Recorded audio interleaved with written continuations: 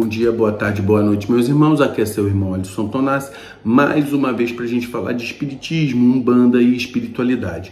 Hoje estamos entrando aqui no capítulo 14 do livro dos médiuns, né? E a gente vai tentar traçar algumas considerações sobre, agora a gente vai falar sobre os médiuns e os tipos de mediunidade. Kardec, ele faz uma classificação que está voltada para a época dele, 1856, 1860, tá? É claro que a mediunidade nesse meio tempo, ela se modificou e veio evoluindo. Mas essa classificação que Kardec coloca no livro dos médiuns, ela abrange bastante mediunidade ali. Então é importante que a gente saiba que a mediunidade, ela é um padrão de características que vai mostrar o tipo de sensibilidade, o tipo de perceptividade que cada médium tem. Então, aqui ele faz uma classificação, eu vou botar bem en passant aqui, só os tópicos, para a gente saber que tipo de mediunidade ele vai trabalhar.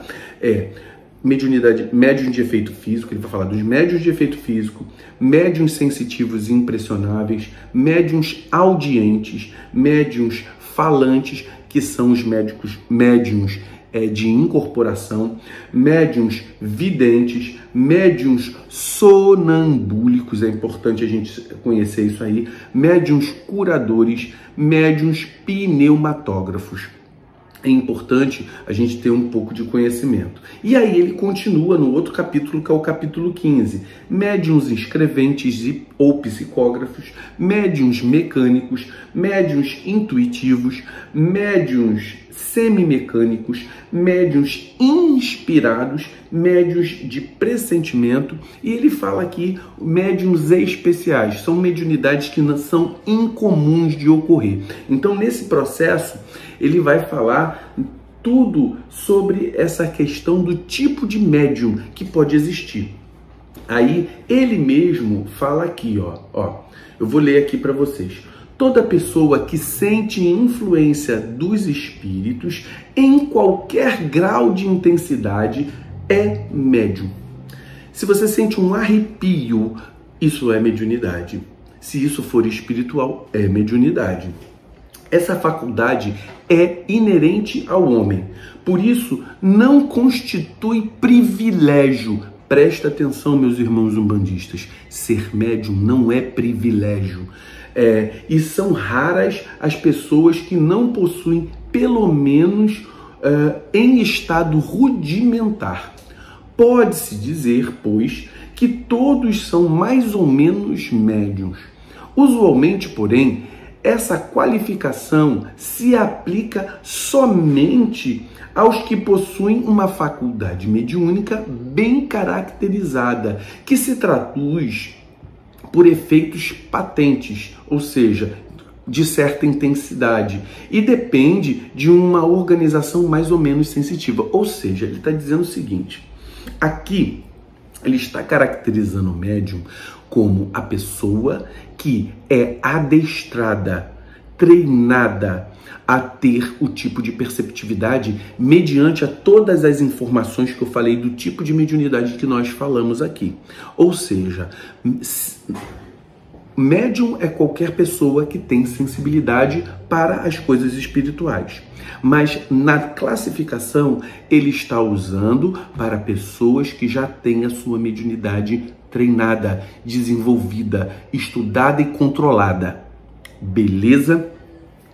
Deve-se notar ainda que essa faculdade não se revela em todos da mesma maneira.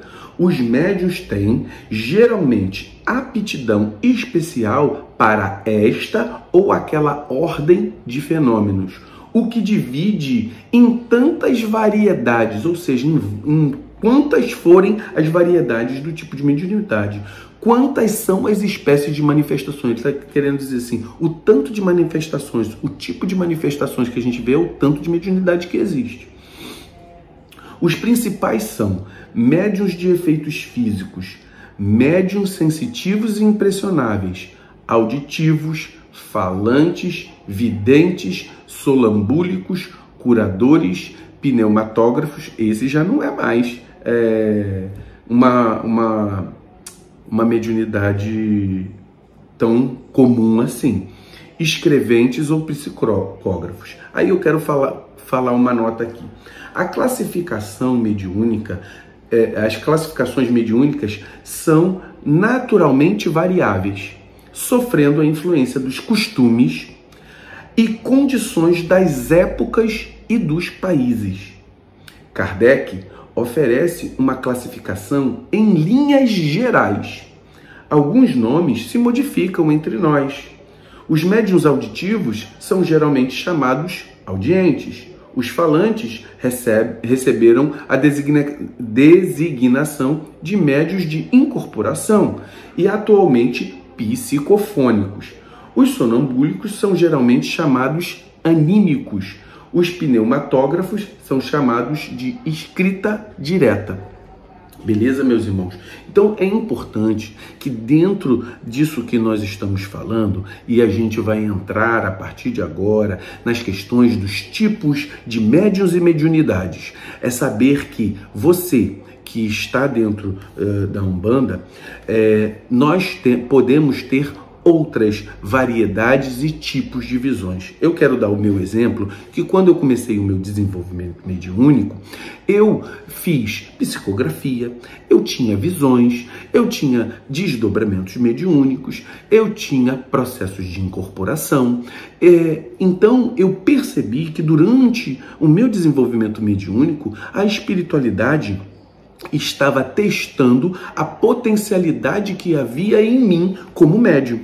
Então, ali eu observei um certo grau de variação de determinados tipos de mediunidade. Por exemplo, eu não vejo claramente como os clarividentes, mas eu vejo através de uma tela mental.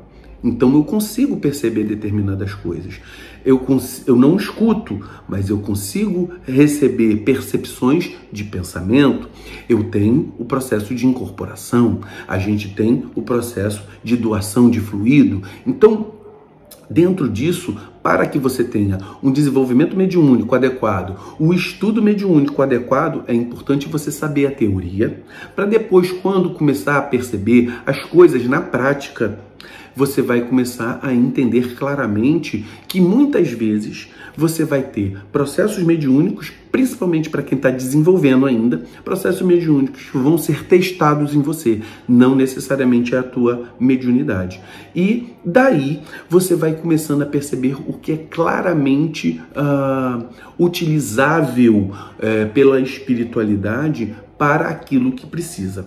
Eu sei que dentro da Umbanda, nós temos muita necessidade da incorporação, mas não necessariamente a pessoa que está dentro da Umbanda, ela é um médium de incorporação. Ela pode fazer, através de outros tipos de mediunidade, o seu trabalho.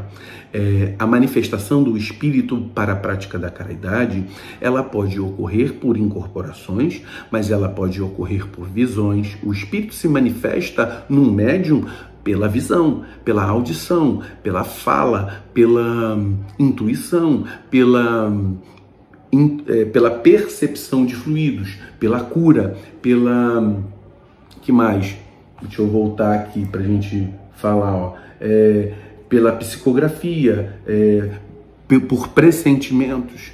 A mediunidade, ela não é só incorporação. A incorporação, ela tem um papel preponderante na nossa religião, mas ela não é a mais importante. O médium, é mais importante que o médium seja um médium bem desenvolvido naquilo que ele tem como qualidade, do que um médium que só incorpore e não saiba muito bem aquilo que está fazendo.